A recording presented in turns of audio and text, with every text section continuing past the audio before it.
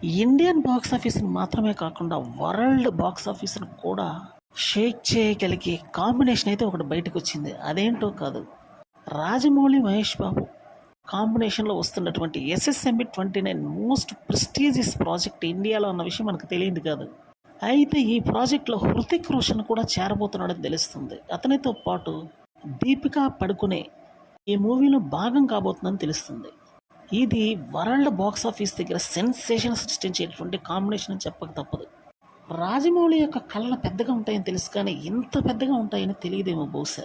ఎందుకంటే ఆయన తీసుకున్నటువంటి కాంబినేషన్సే ఫస్ట్ టాక్ ఆఫ్ ద వరల్డ్గా మారతాయి. ఇప్పుడు జరగబోతుంది కూడా ఇదే.